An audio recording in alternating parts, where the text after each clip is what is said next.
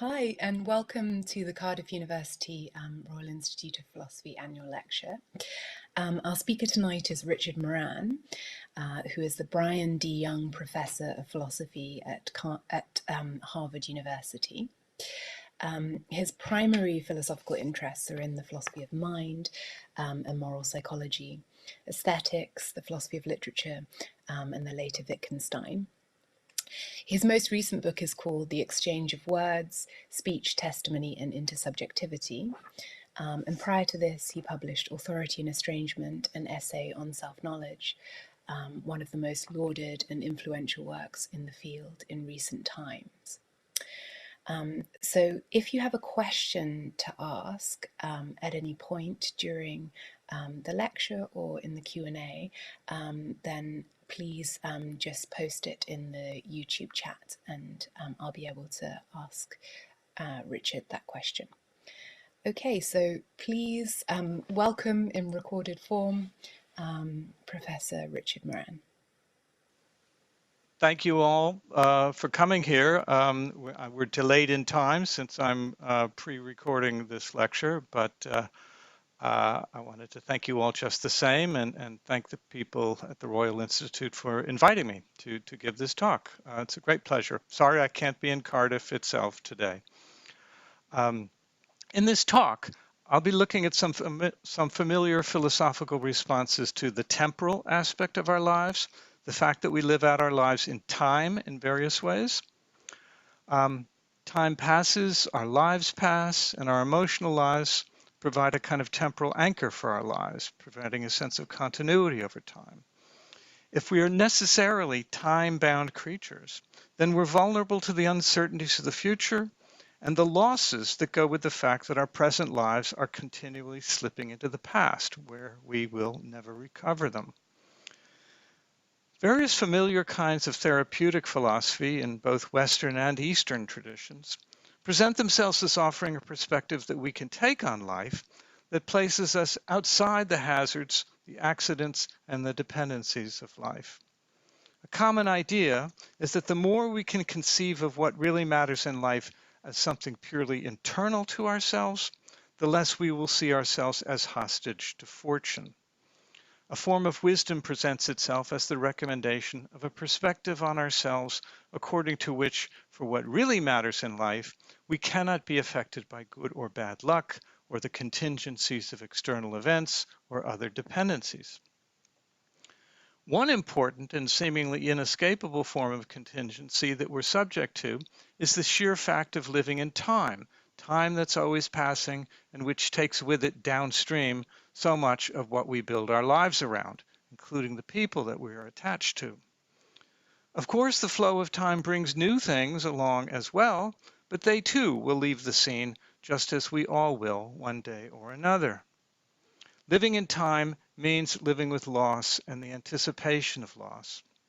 Transience is an ongoing fact of life, and philosophers of many kinds have argued that we ordinary humans are making some kind of basic mistake in the attachments that we form to what passes in time, and that our emotional concern with what lies lost in the past or in the unreachable anticipated future, that all this can only be distractions from either the exclusive reality of the present moment or perhaps the attainment of a perspective outside the passage of time altogether. It's true that we can dwell on certain aspects of the past as a kind of attempt to preserve it in memory so that perhaps it's not entirely lost. We can also get absorbed in the past and lose perspective on the lives that we're living now. And in a parallel fashion, we sometimes dwell in anticipation of the future, dreaming of better days to come, or as though our real lives have not quite yet begun and will take place in a very different world of the future that we can only imagine now. It's possible to lose perspective here too, and this is also a theme of poetry and song and drama. There are clearly many different ways in which we relate ourselves emotionally to the temporal aspect of our lives. In fact, very little of our emotional lives makes sense apart from our temporality. When we regret what we said or angry at what someone else said, or when we look forward with pleasure or anxiety to meeting someone, we're not only feeling something that's directed at a past or future event, rather, these emotions themselves are ways of temporalizing our lives. As with our emotional lives generally, there are better and worse ways of living out our lives within time. As mentioned, we sometimes describe someone as dwelling too much in the past, either lost in nostalgia or consumed with regret or a grudge against someone that they can't let go of. And similarly, our fears or dreams of the future can crowd out an appreciation of or concern with our present lives. So there seems to be a real question about better and worse ways of experiencing and being concerned with the temporal aspect of our lives. I'll be considering some philosophical responses to this question, which are familiar in their radicality, for they ask us to see through our forms of temporal concern as being some kind of illusion. We are sometimes pictured as making a kind of metaphysical mistake in our attachments to the past and the future, a mistake about reality, and a mistake about what we are essentially are.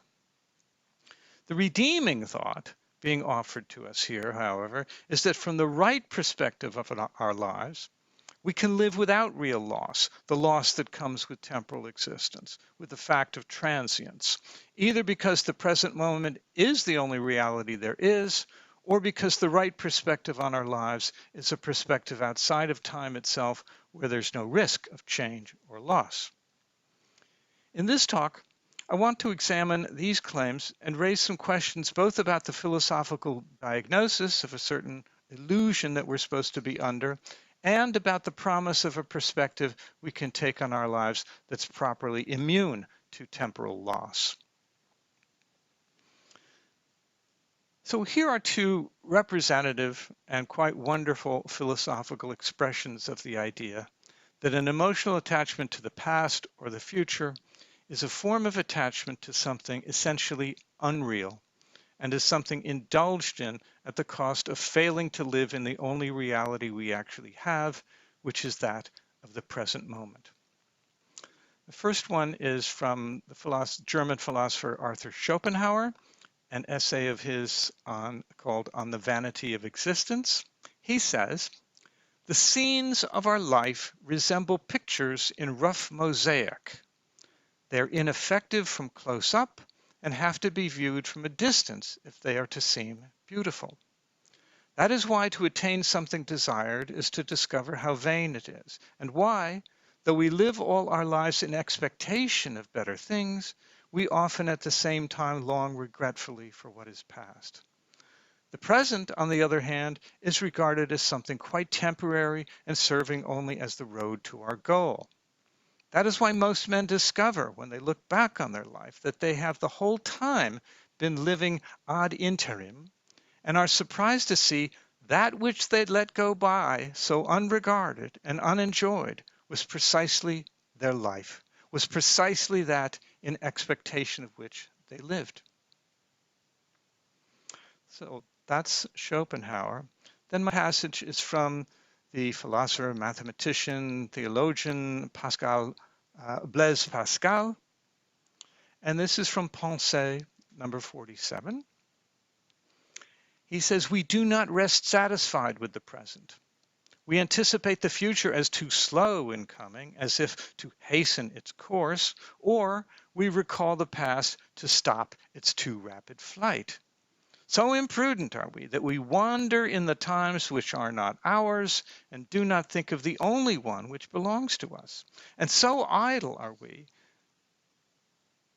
that we dream of those times which are no more and thoughtlessly overlook that which alone exists.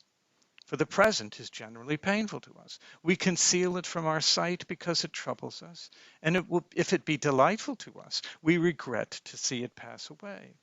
We try to sustain it by the future and think of arranging matters which are not in our power for a time we have no certainty of ever reaching.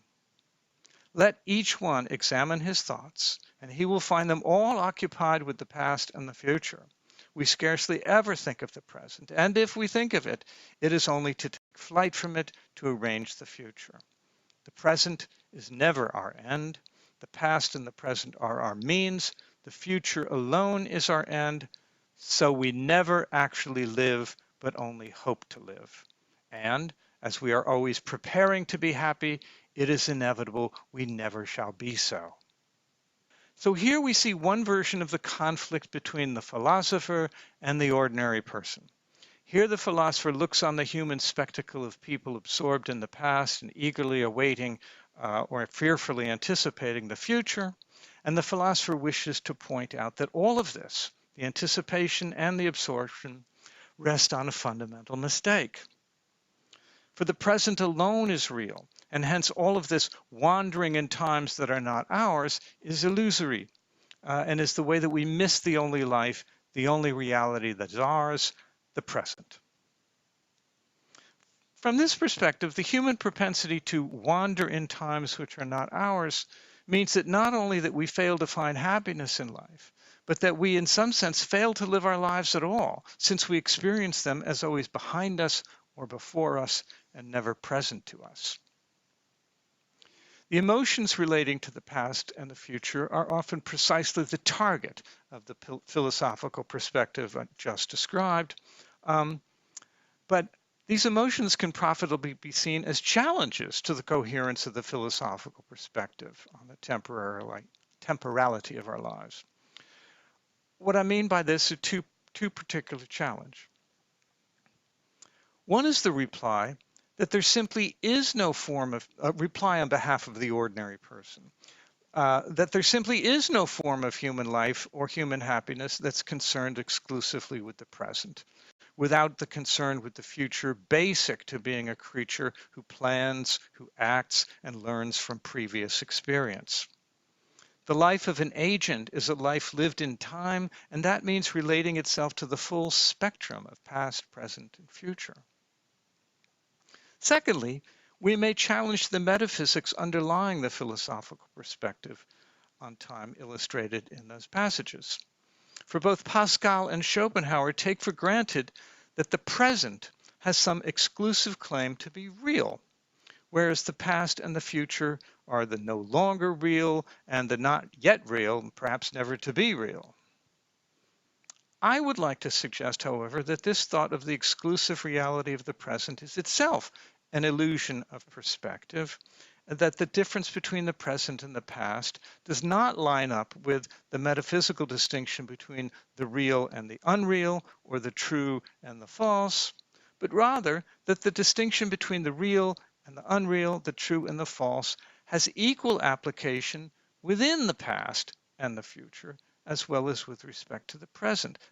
That is, that the distinction between the real and the unreal, or the true and the fictional, that's a distinction that we make within each of the different temporal perspectives themselves about the past or about the future, and is not a distinction that privileges one of these temporal perspectives above the others. I'll be elaborating on this point shortly. But before moving on, I want to briefly mention the interest in the kind of parallel that Pascal makes about between our relation to other temporal perspectives and what he says about our relation to other personal perspectives. He suggests a parallel in how we concern ourselves with other times, other than the present tense, and how we concern ourselves with other people, specifically with how we imagine ourselves to figure in the thoughts of other people. The language is quite similar here. So this is the other passage from Pascal, also from Pensée. He says, remember, he started off earlier saying, we do not rest content with the present. Here he begins saying, we do not content ourselves with the life we have in ourselves and in our own being. We desire to live an imaginary life in the minds of others. And for this purpose, we endeavor to shine. We labor unceasingly to adorn and preserve this imaginary existence and neglect the real. And if we possess calmness or generosity or truthfulness, we are eager to make it known so as to attach these virtues to that imaginary existence. End of quote. So this passionate concern with how we are perceived by other people is something that Pascal sees as a form of vanity, an attachment to something imaginary, as a corrupted form of the emotional concern we have with how we appear to others, how we imagine ourselves to be seen by others, rather than with how we are in reality in ourselves. In the case of vanity, it's not simply that we take an interest in lives or perspectives other than our own, but that we value our own lives through the imagined perspective of others on whom we hope we make a good impression. We live an imaginary life in the minds of others. It's ourselves and our lives we're concerned with here, but only as we imagine them to be seen by some other person or by other people in general.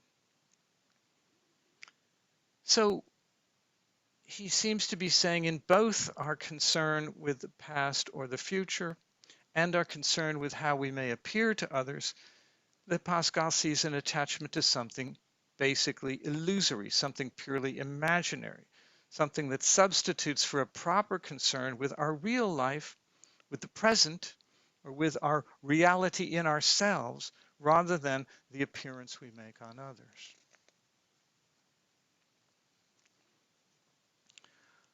So the philosophical temporal critique from Pascal, Schopenhauer, and others can be put in the following form. We, ordinary folk, we tend to live in the past, we fantasize about the future, we dwell in unrealized possibilities, and we thereby miss our lives. And I've suggested a parallel with the critique in Pascal of living an imaginary life in the minds of others. This critique of our concern with how we are seen by others is a critique of dependence as a kind of failure of autonomy. We slavishly live in the eyes of others, adopting an external perspective on our own lives, and thereby fail to have a self that is actually one's own. The parallel with the critique of our attachment to the past or future is that in both cases we're said to live our lives in mere appearance rather than in reality. And as is clear from the language I've been using, both critiques gain their force by being presented in metaphysical terms. That is, in terms of a contrast between reality and something else, something unreal. That is, the past, the future, mere appearance. But given the starkness and the absoluteness of the opposition between the real and the unreal, the philosophical critique seeks to present itself in terms of what is conceivable, what it is possible to do, what it makes sense to do, and what doesn't. We're told that the only reality is the present reality, and that, of course, you can't literally live in the past or literally live in the future. You can only live in the present. And similarly, you can't literally see yourself through any eyes but your own, think any thoughts but your own, nor can you actually live in a world of appearance rather than in reality. The real present world is the only world you have to live in. Okay, but this moment is a critical point for the critique itself, the philosophical critique. For it begins to raise a question about just what this criticism is supposed to be of how we live our lives, just what we're supposed to be doing wrong. By the terms of the critique itself, there just is no such thing as actually doing the impossible thing it seems to be convicting us of, living in the past, seeing through the eyes of others rather than one's own, living in a world of appearance rather than reality. These are not real possibilities, according to the philosopher, him or herself. So the philosophical criticism can't be, we ordinary folk are wrong to live in the past rather than the present, for on the philosopher's own view, there just isn't any such thing as actually doing that. The present just is the only reality. So the criticism in question can't be accusing the ordinary person of doing that. So then, if that's right, is the philosophical critique instead that we make the mistake of believing that we could or do literally live in the past, etc. Is the critique that we're making this sort of metaphysical mistake and are thus guilty of a kind of logical incoherence in our lives.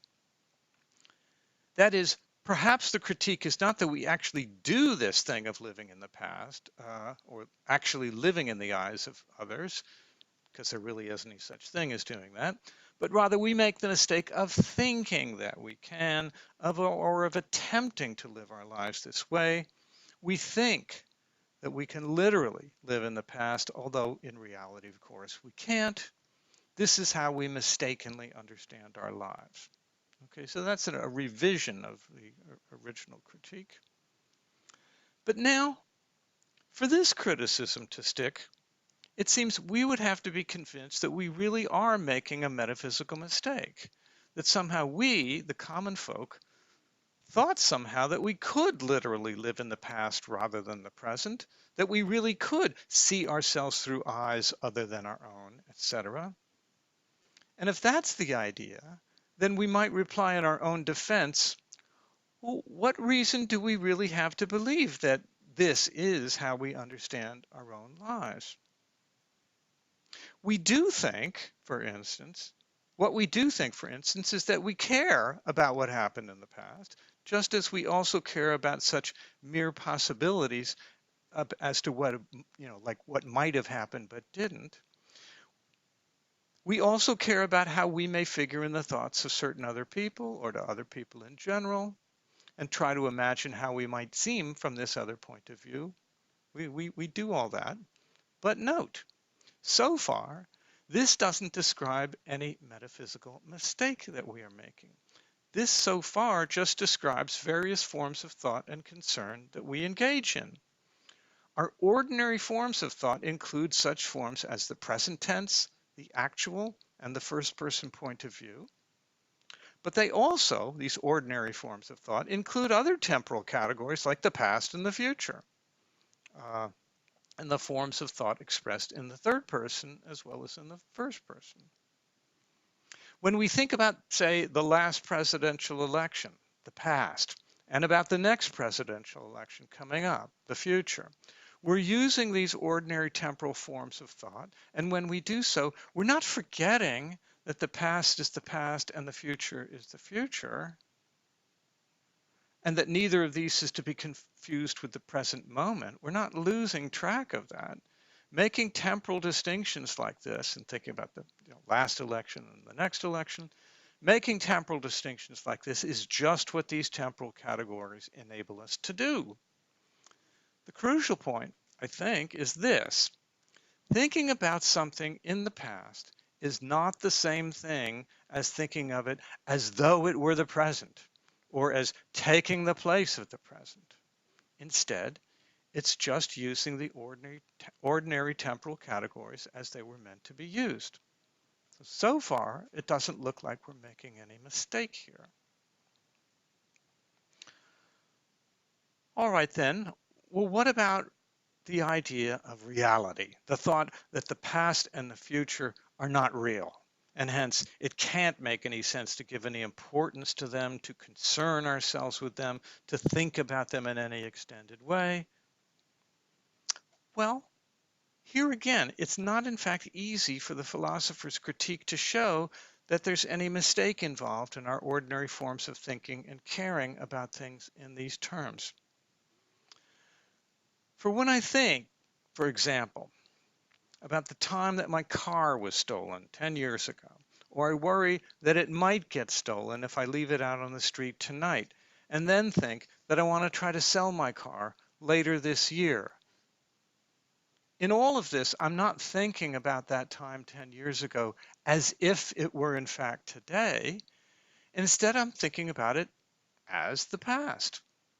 And as far as reality goes, I'm thinking of it as something that happened in the real past, not the imagined past, not the merely possible past, not the fictional past.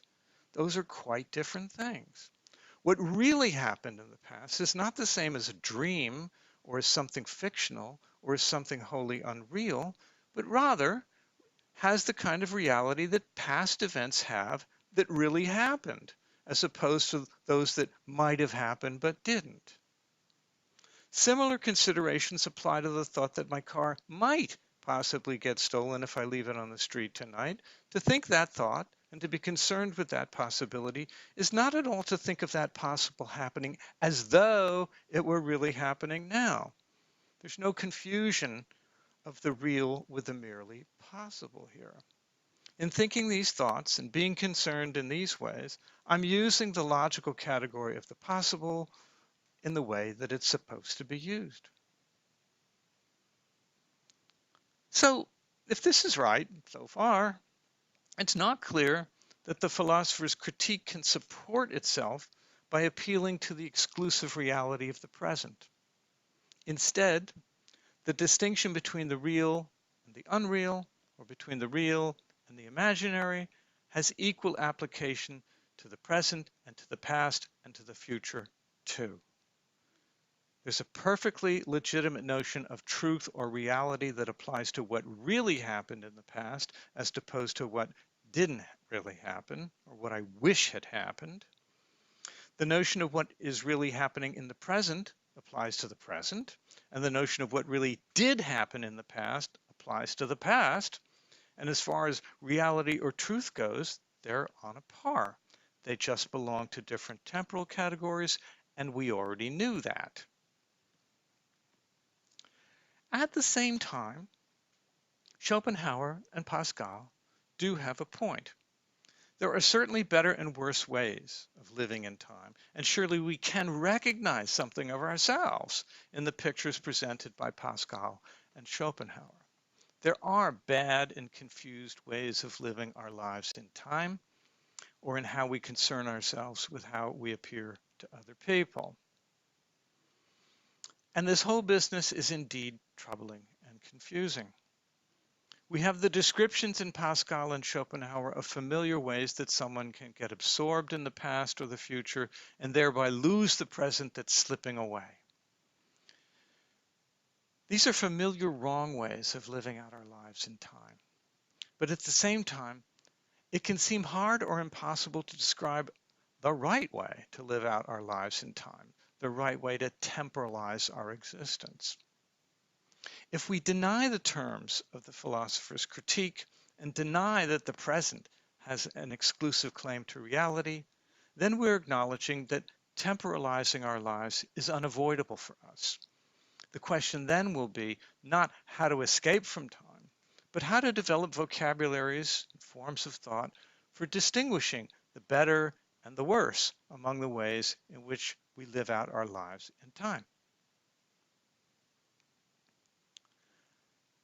The 20th century philosopher Ludwig Wittgenstein suggests a close relationship between this idea about the present and the correct perspective on life as the perspective of eternity, or a perspective outside of time altogether. At one point, a bit late in his book, Tractatus Logico-Philosophicus, he writes, "If we take eternity to mean not infinite temporal duration, but timelessness, then eternal life belongs to those who live in the present." This is Tractatus 6.4311 for those who want to look it up. We see this also in philosophers like Baruch Spinoza, certain Christian thinkers, and certain Eastern traditions. In a sense, these are the same proposed solution, the perspective of the present moment, or perspective outside of time altogether, for what is denied by both the exclusive reality of the present moment and a timeless perspective, what's denied by both the exclusive reality of the present and a timeless perspective, is the ordinary reality of duration, of continuity, of transience. With these other thoughts, adopting a timeless perspective, we place ourselves outside our dependence on contingency and loss. That's why this perspective is recommended to us. Well, here there seem to be two problems with the implied recommendation of those who live in the present. One is a version of the previous reply that, of course, there isn't anyone who doesn't, in fact, live in the present. If the alternative to that is supposed to be actually living in one's, if, as it seems, there's simply no alternative to actually living in the present, well, then it doesn't make much sense to recommend this to us. A second problem with the idea of living in the present, as exclusive claim to reality, is the familiar one that the present moment seems too thin, too brief to genuinely concern us, or to be found important, or even interesting. By comparison with the immediate present moment, the past, by contrast, is this great expanse of everything that ever happened, the good, the bad, the fulfilling, the tragic. And as we move on in time, the past just keeps getting bigger and bigger. All the great people and all their stories are there, the whole factual story of human life on Earth. Hence, it's not hard to see how this would occupy our attention and be the object of our deepest and most complex emotions. And although we know much less about the future than we do about the past, it's still the focus of our hopes and fears, and we cannot but project ourselves there imaginatively from our lives so far. By comparison with the vast regions of the past and the future, what really is the present moment? How thin a slice of time must it really be in order for us to be true to the injunction to withdraw our attention to the past and future and truly live in the only genuine reality there is, the living present, uncontaminated by either the dead past or the unrealized future? It seems that under the pressure to be serious about this metaphysical demand, we would have to shrink our focus of concern from this year, or this week, or even this hour or this minute, and try to invest ourselves fully in the fleeting moment, a point without extension, which is therefore very difficult, if not impossible, to focus on. And at this point in the argument, the metaphysically superior reality of the present, this firm point that we started from, this begins to look much less secure. We began thinking that we're going to finally retain our grip on what is most solid and real, and to cease wandering in times that are not our own. And now, this solid ground of the present moment begins to seem indiscernible, not a place where we could actually live. Or one might think that the lesson of the above consideration should be that all times are equally real, where that's taken to mean that there isn't any reason to differentiate our concern between the past, the present, and the future. That is, this might be taken to mean, think of your life as all one great expanse containing all your life events, all of them equally real, existing at different points in the timeline of your life. From this perspective, it might be argued that you have no reason to be concerned with one part of it more than another, simply because it's located somewhere different along the great timeline of your life. They're all parts of your life. Hence, if you had high hopes that were later dashed and ended very badly, well, be glad that you had that period of high hopes. It still happened. It's still part of your life as much as it ever was. And conversely, if you once had a painful surgical operation, which you're glad to have recovered from, when you said, "Thank God that's over," there's no real reason to feel relief now, or even at the time of your recovery, because after all of that suffering is still ineradicably a part of your life experience. That painful event is there forever, lodged in your biography. But of course, this seems crazy too, as crazy as dwelling exclusively in the vanishingly brief moment of the present. And none of these perspectives on time seem to make sense of the possibility that the actual fact of real loss in human life. It doesn't seem possible to make sense of something like ordinary grief within the terms of this critique. And indeed, it does sometimes seem to be the point of the philosopher's critique to convince us that grief or regret are just irrational, and that from a proper perspective on our lives we'll come to see this and thus to be free of such potentially devastating emotions. So this philosophical critique is on the one hand a criticism of our ordinary lives, and on the other hand the promise of a more liberating or consoling perspective that's available to us if we would take it. In Marcel Proust's great novel, In Search of Lost Time, the narrator of the story is very attached to his grandmother, and when she dies, he goes through a period of intense grief and regret for the love that he failed to show her when she was alive. Now she's gone and won't come back. He cannot console himself with the thought that, well, from the perspective of eternity, the period of her life on earth is just as real as it ever was, that nothing's really changed, that her existence on earth is just located in a different period that no longer includes the present. With certain forms of loss, especially when they concern other people, we're strongly inclined to refuse the promise that we could live without grief, either by forgetting the lost person altogether or by adopting an atemporal perspective on the person's life, from which we see that his or her brief time on earth is as real as it ever was, and hence nothing essential has changed now that this life is entirely in the past and is no longer part of the ongoing present. If the preceding arguments are good, we seem faced with the collision of the following two thoughts. On the one hand, we argued that it's false to claim that only the present is real because I claimed that the past is an equally legitimate category of thought. It's not a form of fiction or illusion, and that within thought about the past, there is its own familiar distinction between the real and the unreal, between what really did happen and what didn't really happen. In this sense, there is no exclusive claim to reality attaching to the present.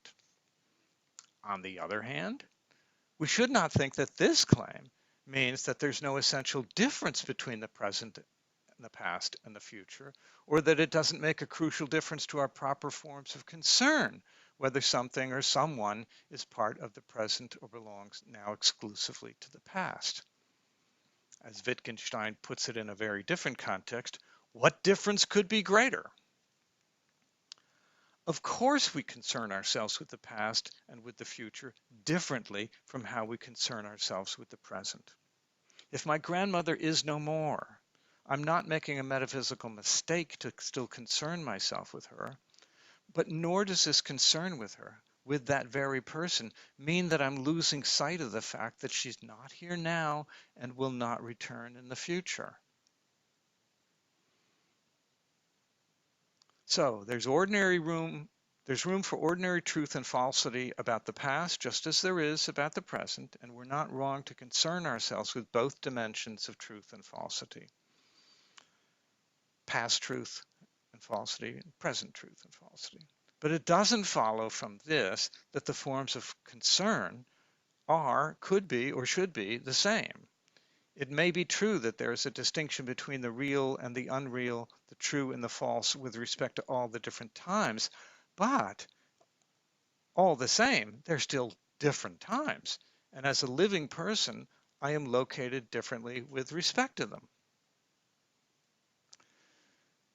And then all of this, I've said so far, is not even to get into the fact that there's something essentially misleading in thinking of these as separate worlds at all. The world of the past, the world of the present, the world of the future. Because after all, it's the present that becomes the past, just as the past was once the future, if you know what I mean. I mean, today, the day that we're having right now, will soon be yesterday. Today, that is to say, this Sunday, when I'm recording this, was the future when I was thinking about it last weekend, and is going to be the past when we all talk about it tomorrow, thanks to the time delay. So my point here being that these temporal categories can't be metaphysically distinct worlds if one of them becomes the other, which then in itself becomes one of the other one. The present becomes the past, and the future becomes the present. They can't be different worlds. The past and the future then are not separate worlds, but rather temporal categories that form this system together. Yesterday, today, and tomorrow. You can't have one without the other. They all belong together. They are what they are only in relation to each other, yesterday, today, and tomorrow. And the fact that they form a system, these temporal categories, that they are part of one thing, and that they are what they are only in relation to each other, that fact is yet another reason, I take it, for thinking that this philosophical temporal critique, the idea of the exclusive reality of one of these parts of the system, the present, can't be right, must be confused. For in telling us to acknowledge the present as exclusively real, it presents things as though the category of the present, or today, were this freestanding category, one that we could make sense of all by itself apart from its systematic relations with the other temporal categories of the past and the future, as though we could have a concept of today that wasn't part of a system that included the concepts of yesterday and tomorrow as well. The very thought, according to this line of reason, just doesn't make sense. We have to take the different temporal categories as a whole. Therefore, we can't think of today or the present moment as some freestanding category with an exclusive claim to reality. It makes no more sense than the idea that we could only have the temporal idea of before without a complementary idea of after. So it plainly does matter to us whether some bad thing is looming ahead or is safely behind us. That's a difference that matters to any temporal creature. And just as it matters to us whether some beloved person is someone that we will see again in the future or someone whose life is over now and whom we will never see again, that difference matters to us. And we're not wrong for it to matter to us. Neither the exclusive reality of the present moment then, nor a kind of temporal neutrality across all times, neither of these perspectives makes any sense of human life, even though, as we've seen, sometimes it's precisely such a perspective that's recommended to us as a way to solve the problem of life. Neither the idea of the exclusive reality of the present or a kind of temporal neutrality across all times makes sense as a relation to one's own life. Rather than either of those perspectives, what we want, I'm claiming, is to be able to situate ourselves in time, just as we situate ourselves with respect to other people. I am one person among others, and I also live at a certain point in time. I orient myself from that perspective, both to other people and to other times of my life. I'm living now at a certain time, at a certain point in history, and that's one timeline. And I'm also currently located at a certain specific moment in my own life. That's another timeline, a much shorter timeline, unfortunately. But I'm always located at a particular point there as well. I'm at a certain age now, different from the age that I was a year ago, younger than I will be next year. So I project myself forward in time from a certain point in objective historical time and from a certain point in the finite time of my particular life. This is what I mean by situating oneself in time, as opposed to either an exclusive concern with the present or a concern that is neutral with respect to the past, present, and future. In living a life, I project myself forward in time from here, from today, and I also look back and recollect my past life from here, and not from some neutral temporal standpoint or some standpoint outside of time. This is what situating myself in time must mean. And of course, because I'm constantly moving forward in time, I don't stand outside the stream of time and observe it. Rather, I'm this cork floating downstream along with everybody else. Because I'm constantly moving forward in time, I'm constantly at a layered point in the timeline of my life. Because of that, just what I can recollect of my life changes over time. What I mean is, as I grow older, I accumulate more and more past. My past keeps building up. There's always more of it available to me, more as a possible object of recollection and concern, an object of pleasure or regret. And at the same time, of course, as I move forward in time, there's less remaining of my particular future, less of that available to me at every moment. But this shrinking personal future is unlike the ever-growing past that I can survey, that's always getting larger. For unlike my ever-growing past that I can survey, I don't in fact know just how much less of my personal future is now available for me to project myself into. I can't survey that future and its finitude in the same way that I can survey the past, either my personal past life or, the historical past in general. So that's yet another way, that difference between, looking forward and looking back. That's another way in which I must, in living out these temporal categories, relate myself differently to the future than I do to the past. So since I'm situated at a particular moment in my ongoing life, I now have a particular past to reflect on. More of it than I had yesterday, not as much of it as I will have tomorrow. To be situated in time means to live one's life forward from a certain moment in the history of the world, and also from a certain moment in the span of one's particular life. And it's from that moment that one orients oneself toward what now counts as one's past and what can still now count as one's future. Schopenhauer captures something real when he says that the scenes of our life resemble pictures in rough mosaic, which can only seem beautiful, or perhaps can only seem intelligible to us when viewed from some distance. But as with the viewing of actual mosaics, to say this does not discredit the more distant perspective from which we can see the pattern. And I think Pascal captures something important too, in how the incessant preparation to be happy can make happiness itself unreachable. But I think he's wrong to see our various attachments to the past and to the future as examples of wandering in times that are not ours, for all those times belong to us. There are none of them that are not ours. The forms of meaning and attachment that are part of human life belong to the finitude and the temporality of life. They're not available from an exclusive focus on the perspective of the present moment or from a perspective outside of time altogether. Thank you all very much. Look forward to talking with you. Okay, and thank you very much, past Richard. Apparently, present Richard is here now. So thank you very much, Richard. Real time at last.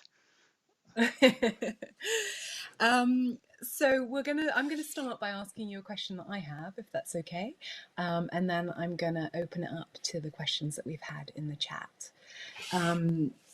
So the question I have, or what at least I was wondering when I was listening to your lecture, is whether the philosopher's advice is not so much to kind of caution against any kind of metaphysical error, but sometimes at least it's more to sort of preach a kind of emotional acceptance of sorts, that the presence is all we have, in particular all we have any direct agency or control over.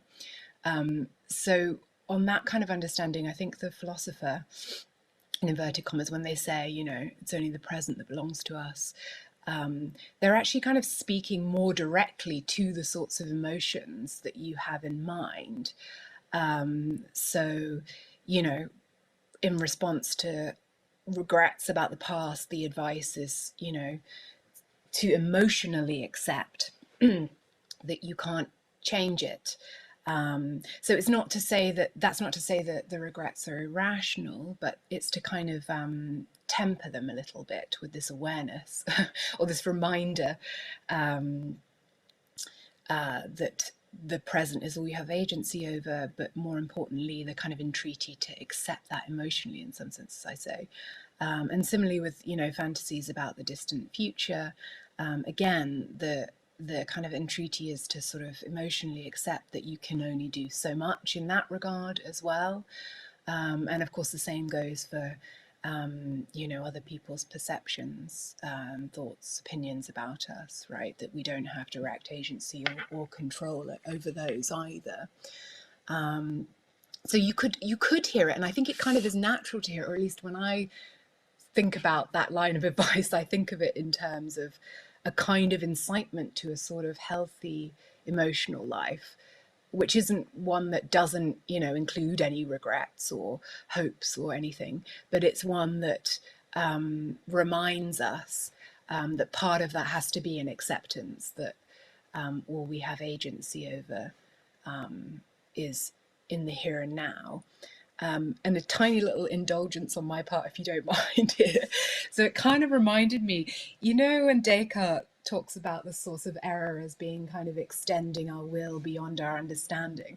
It's just really a kind of structural parallel, but it made me think of that, you know, and it made me think about this kind of tendency that might be involved in regret, perhaps to some extent, or unhealthy regret maybe, an unhealthy fantasy about the future, hope for the future, tendency to sort of extend our will beyond where it's kind of metaphysically possible for it to go. But again, the thought is not that it's a metaphysical error, that you know, the philosopher's not taking the person they're advising to be making a metaphysical error of any kind. Rather, they're kind of they're urging a sort of emotional acceptance upon them. Does that Great. ring Yeah. true at all, or? Well, it rings true certainly about certain aspects of my target here, anyway. Because I think, and speaking very broadly, that there are many uh, uh, there are many traditions of philosophy that present themselves to us or recommend to us that we shrink our forms of concern to what we can directly control, as I think you put it.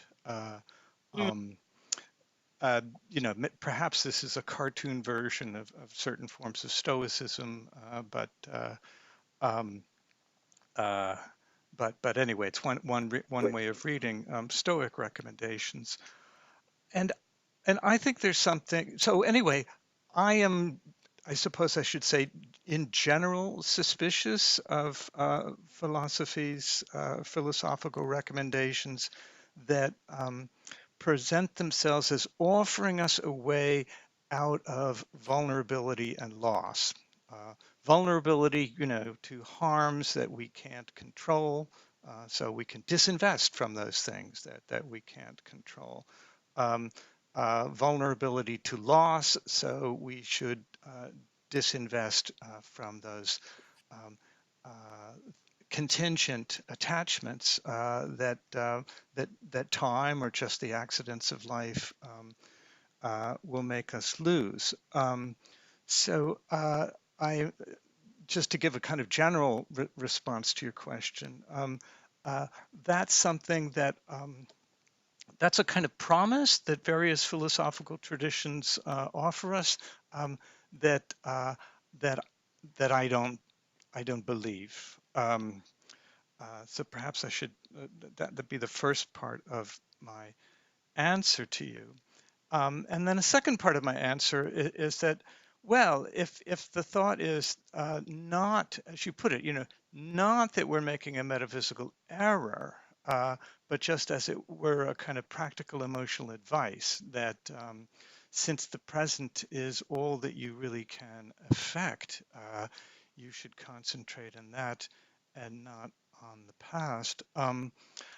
Uh, Again, I think there's something mistaken in that as well, because if we really think of the present as just the present moment, that's a pretty a tiny scope of agency for us here, where we really can't accomplish much at all. And if that is really meant to exclude the future, well, then what is this notion of even affecting things come to? And then, after all, shouldn't our agency, even if it is restricted to the present in some way, shouldn't that be informed by what we remember about the past and what we care about the past, what we want to make sure that we avoid repeating from the past? So, at least as my first, you know, just first response to your question is I think even as a piece of practical advice in joining a kind of emotional acceptance, I think I'm rejecting that too. Okay, thank you. Um, yeah, so the first point you made about disinvesting, I wonder whether it really, well, yeah, it depends what we mean by emotional acceptance, I suppose, doesn't it? But I mean, one could argue that, proper regret, healthy regret, kind of includes the understanding that a certain kind of acceptance, that the only agency one has is kind of current present agency, as part of it. So it's not to kind of lessen the regret, one might argue. Rather, it's just a healthy form of that regret or something. So you can be as emotion, you can continue to be, extremely regretful, Mhm, but in a way that is healthy, uh-huh, insofar as it doesn't involve a constant kind of, I mean, you know what it's like to really regret something when you play it over and over in your mind and imagine constantly, mhm, how you could have done things differently, etc. You can see, I mean, maybe the boundary between the kind of emotional acceptance I'm thinking of and the metaphysical mistake is actually a little bit blurry. Almost, yeah, that there might be sort of implicit metaphysical mistake in that kind of fixation, that constant imagining of how things, how you could have done otherwise, etc. It's the advice is kind of like, just remember that you can't actually change it, and that could be part of a kind of cautioning to right. healthy regret. Well, I think you're quite right that the more practical advice and the um, criticism of a metaphysical mistake are kind of the distinction between those two are kind of blurring at here at this point. And yeah, when you say something like, well, the point is to, bear in mind, don't lose sight of the fact that you can't change the past after all. Um, I think that's a version of the very thing that I'm complaining of here, because the person who is regretful or in grief, I imagine the comeback from that person to the imagined philosopher here is like, I know I can't change the past, and that's the whole problem, right?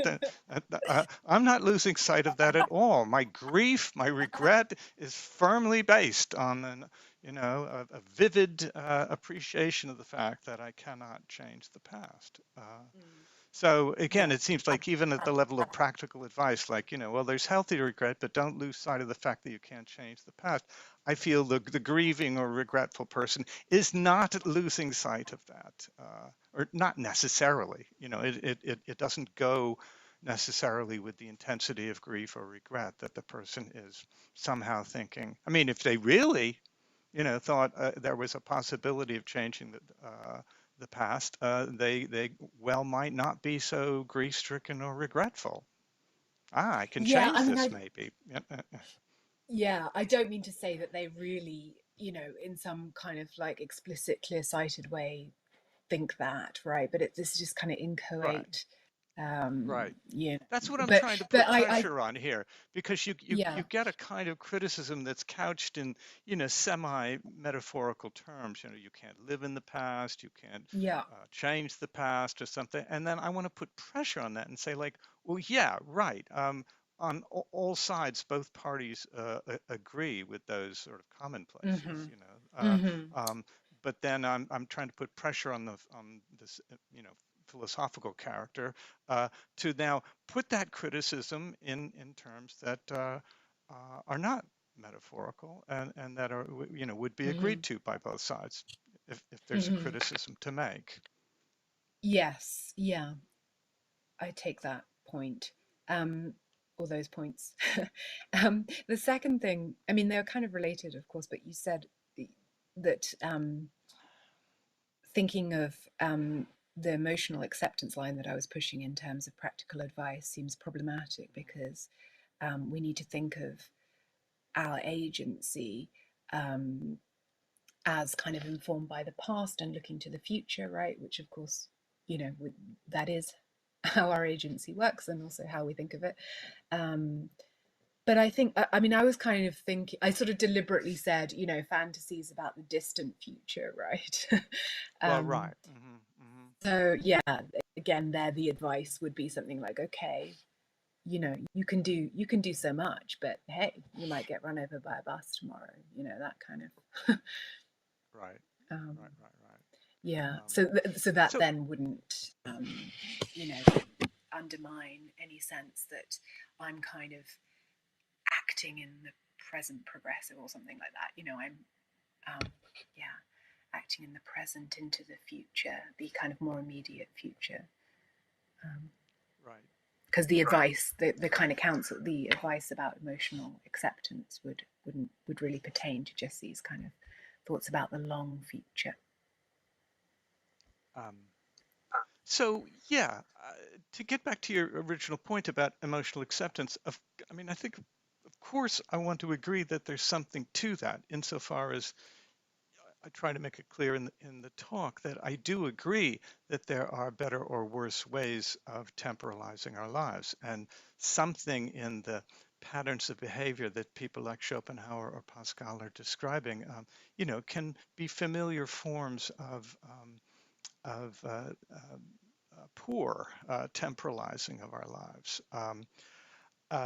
But what I'm concentrating so much on these in the talk, on these uh, arguments that start from some metaphysical basis.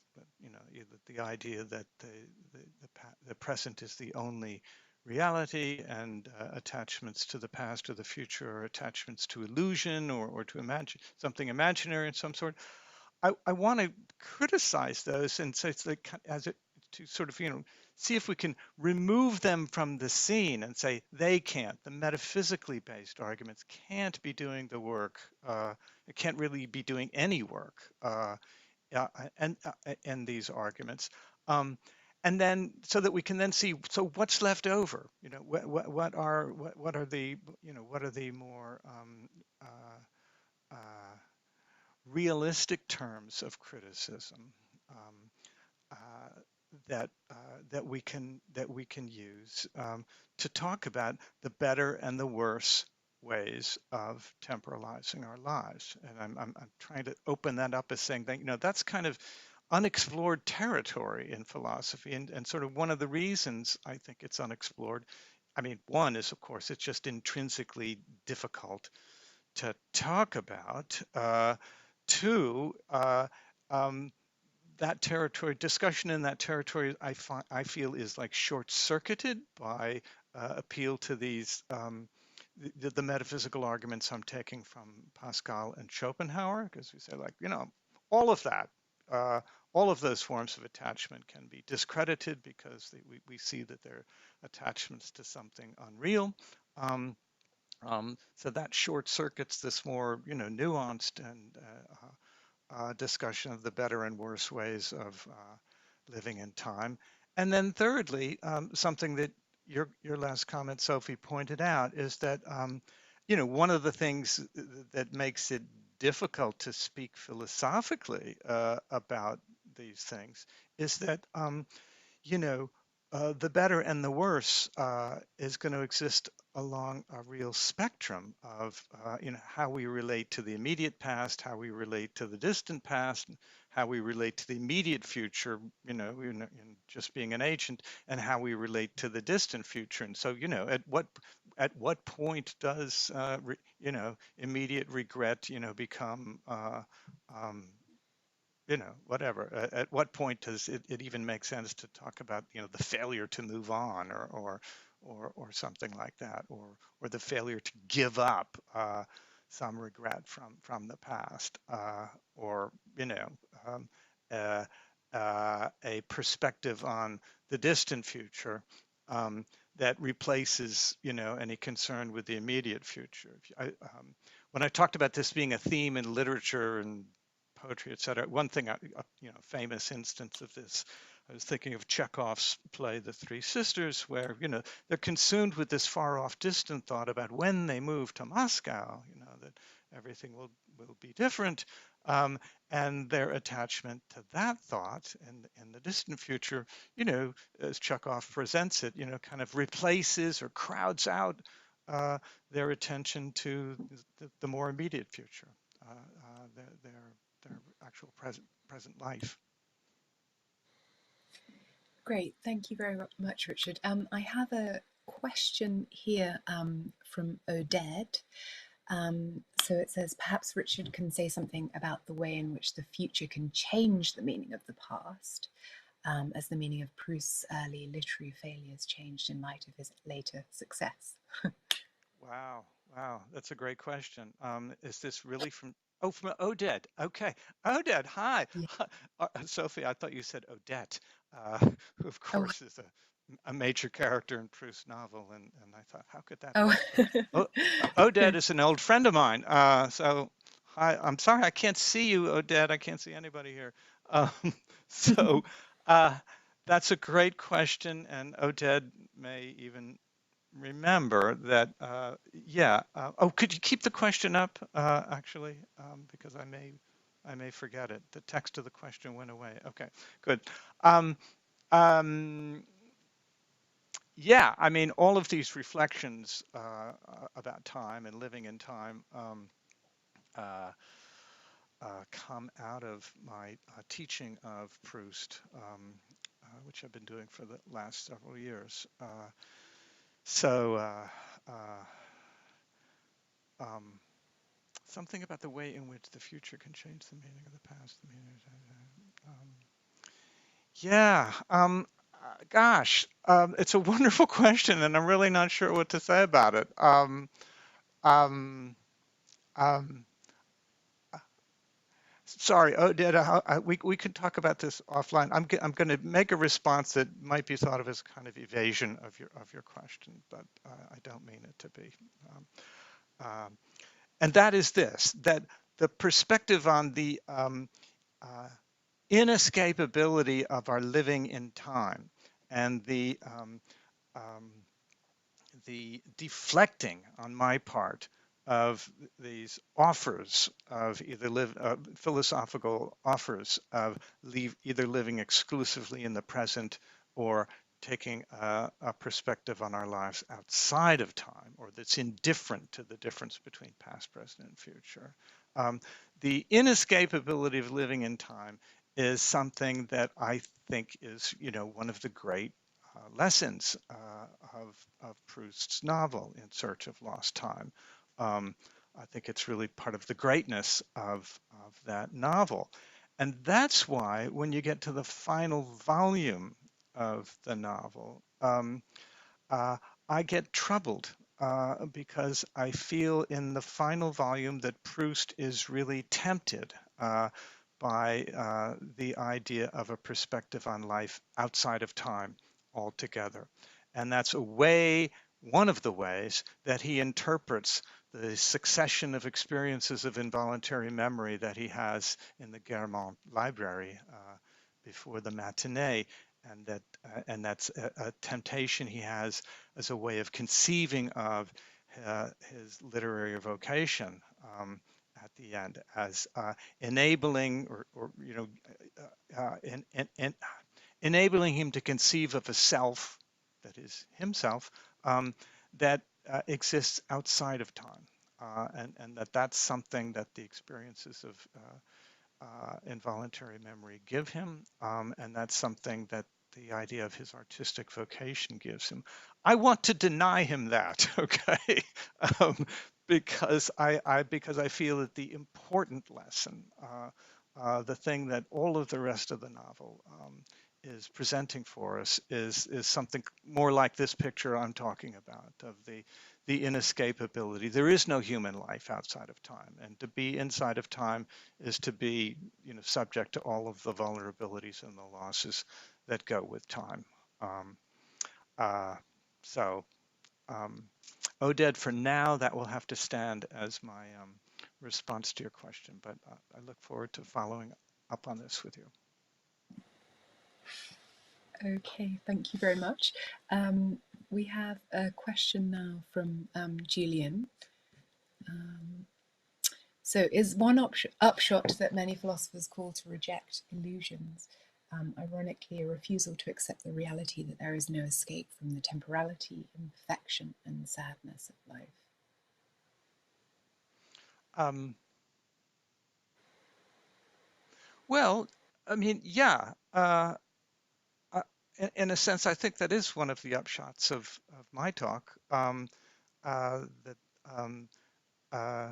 I mean, in a sense, what my talk is trying to trace out is kind of, a continual begging of the question against the, you know, uh, equal truth, equal reality of the different temporal dimensions. We haven't been given any reason uh, to think that one enjoys greater reality than the other, and especially if we take my point toward the end, that the temporal categories of past, present, and future um, are not each freestanding units or freestanding worlds that we might inhabit at different times, but form a system. They only are what they are in relation to each other. There can't be any present that has no relation to the past, because it's in the very nature of the present to become the past, etc. Um, so uh, I think the idea of rejecting an illusion here is itself an illusion. Um, uh, uh, but I don't. I think I would. I mean, yeah, I've been emphasizing in the talk the imperfection and loss, and I do take that to be one of the one of the motivations. For the temporal critique, the philosophical temporal critique that we're seeing from people like Pascal and Schopenhauer.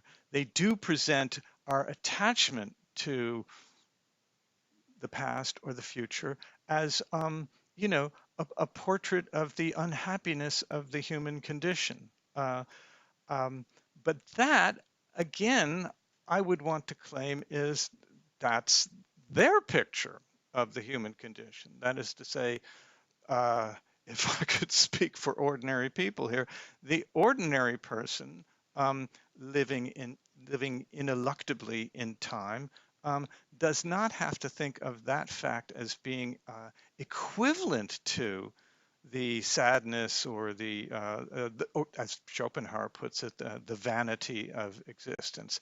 That's a particular philosophical spin on the fact of change and transience in life.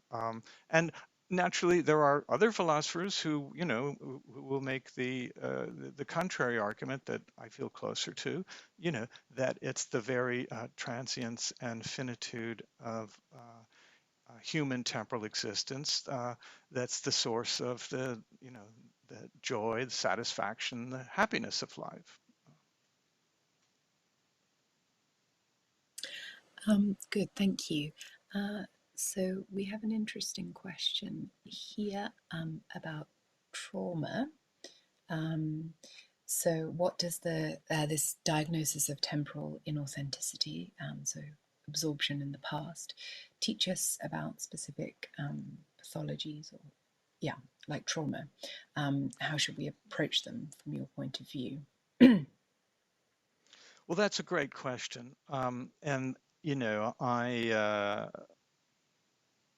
don't, of course, have any special expertise for talking about trauma or similar pathologies. And so, oh yeah, please keep the question up there. So I'm not sure I have any advice to give there, but I think we could say this, um, that at least, and I don't know if this is even true, but a very common way of describing the difference between a person suffering trauma and um, and a person undergoing regret or grief. Uh, we could think of those as both, you know, unhappy or painful relations to the past. A common way of describing the person in trauma is that they really are reliving that experience over and over again, and that they really do uh, lose the distinction between what's happening now and what happened in the past. And that's very different from um, what I've been saying all along about, you know, even the person who is, you know, can't let go of a grudge or can't let go of a regret. My claim all along in this paper is that there's ways of criticizing such behavior, but it's wrong to criticize that behavior as as being a case of someone um, treating the past as though it were present, right? They can be concentrated on the past as past. They're not confusing the past with the present. They're thinking of it as past. Uh, and maybe they are consumed with it in the wrong way. Maybe they are overinvested in it in the wrong way. But I've been arguing in this talk that we don't yet have reason to think uh, uh, that they are confusing the past with the present. One can be deeply concerned with the past and not be confused for a moment uh, about its difference from one's present moment. However, and this is where I'm, you know, outside of my uh, expertise, it's very common uh, um, to describe the experience of trauma, um, repetition trauma, and other forms, as a case where the person really, you know, they're not just regretting or have bad memories of something terrible that happened to them, but they really are reliving them again and again. And when they are reliving them, they really do lose grip on the difference between what's happening now and what happened in the past. And so I don't have advice to give, but I'm glad you brought that up because it you know it helps to mark out the topography here because you know there is a space here in thinking for a kind of thought and emotional reaction that really does involve losing track of the difference between the present and the past, and trauma may well be an example of that. Mm. Yes, we were talking earlier, weren't we, about kind of obsessive regret there as well, you know, that there may be on a kind of sliding scale, you know, a point at which, yeah, the line between, um, There can be that, right. Some, you know, yeah, you know, you know, less extreme than trauma, but right where one, you know, some particularly humiliating moment that I can't stop replaying and replaying, and I suffer that humiliation again and again. Um, so yeah. yeah, I guess I'm agreeing that there's a spectrum of cases here. Mhm. Um, Great, thank you. So our next question, which will hopefully come up, yes. So thanks to Professor Moran. A couple of questions. One, Professor Moran suggested that the real unreal distinction applies to the present, past, and future. But it wasn't clear to Simon, who's asking, how it applied to the future in particular. the real unreal Right. distinction? Okay. So that's an excellent question because I think you do have to say Mm. different things about the reality of the past and the reality of the future, depending on your, on your metaphysical commitments. Uh, I mean, a certain kind of hard determinist about the future um, may believe that the future is just as determinate as the past. The past is the past, uh, and there's no changing it. And one could make, you know, many people do, philosophers and scientists, to make a similar claim about the future, that actually it's all laid out in advance by the initial conditions and the laws of nature. And although we can't know the future from here, it's already just as determinate as the past. That would be one way. I want to back off from that uh, um, simply because I don't know my way around the really serious metaphysical work on time here. Um, but I would say this: how the so rather than the real unreal distinction, we could, a little more conservatively talk about the true versus fictional distinction, or the true versus imaginary distinction. And I think that has equal application to the future as it does to the present or the past. That is to say, there's a difference in thinking about the past between um, what happened and what I thought would happen, or what I wished had happened, right? And that distinction applies straightforwardly to the past. And something like that distinction applies to the future as well. The difference between what really will be happening as different from what I now think will happen, or what I now hope will happen. That difference in the future, we can apply that difference between what I think, or what I hope, or what I imagine in the future, and what in the future is really, in fact, going to happen. Um, it's in that way that I would lay out the parallel between how the true false, or true fictional, or true versus imaginary distinction has kind of equal application to both the past and the future. Great, thank you, Richard.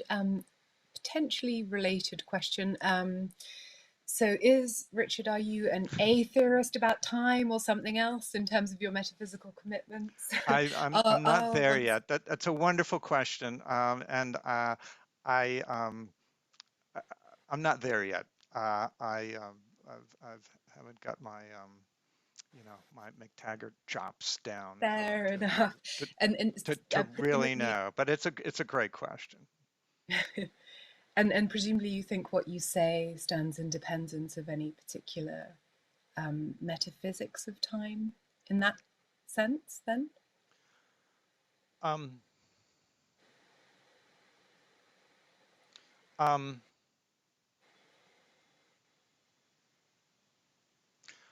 I mean, again, I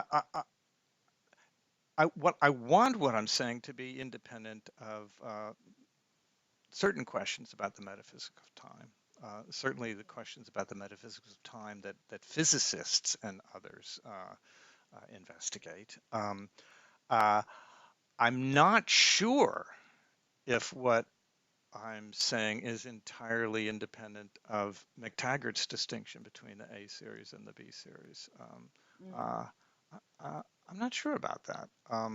As our discussion has sort of made clear, I'm trying to combat a certain um, form of criticism that I'm seeing in Pascal and Schopenhauer and others, that convicts the ordinary person of making a kind of philosophical mistake, so a kind of metaphysical mistake. So in the dialectic that I'm constructing here, um, it's the philosopher character here who owes us a commitment to a certain metaphysics of time, right? Because he's the one, he or she is the one that whose argument depends on some claim to the exclusive reality, for instance, of the present moment. For me to deflect that criticism, as I'm trying to do here in various ways, doesn't by itself require that I, rest my case on a rival metaphysics of time.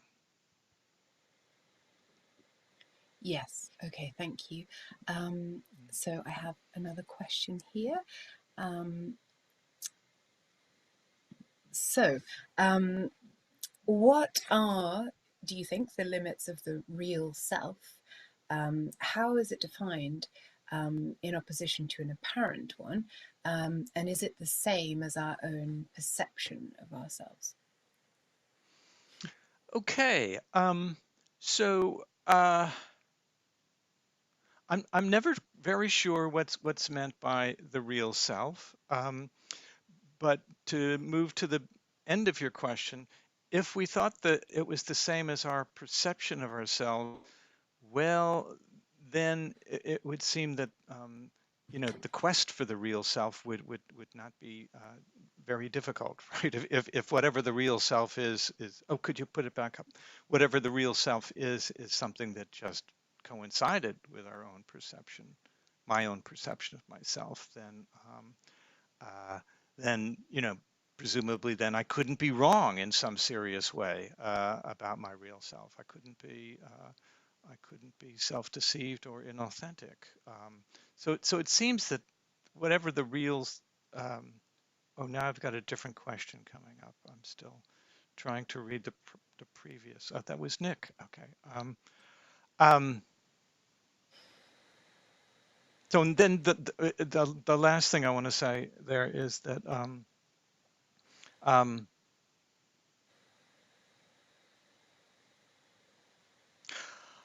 as I said at the beginning, I'm not sure what real selves are supposed to be. If that is to say, if we're talking about something different from just the human being that I am, right? That's a thing that I'm familiar with, and I may present a false front to the world, and I may be mistaken about my my own character, and in those ways I can be in a state of illusion with respect to myself. I feel we can make all those distinctions just talking about, all there is here is this human being, Richard Moran. We don't need to add to that, talk about the real or the false self of Moran. That's how I see it. Thank you. And if we can just squeeze that last question in, the one that came up Yeah, hi earlier. Nick. Again, I'm sorry I can't see you. So I'll read it out. All right. You read If it, we yeah. don't live, I'll read it out. If we don't live aesthetically in the moment, attending to the aesthetic value to which we presently have direct access, I wonder how much of aesthetic life would be left. Huh. Um, okay, Nick. Again, we'll have to talk offline about this later sometime. But that, of course, seems very un-Proustian, right, as a thought, because aesthetic life is so much is retrospective in Proust. Our access to the greatest moments of our lives and our greatest experiences is deferred. Is something that comes to us later, and is something that we often were not present to in the moment itself. Having said that, of course, that's not to say that even in Proust there are not important present moments of aesthetic experience. But Nick, in my talk here, I'm resisting the idea of the exclusive claim to reality of the present, And your question wasn't quite couched in terms of the exclusive claims to reality of the present,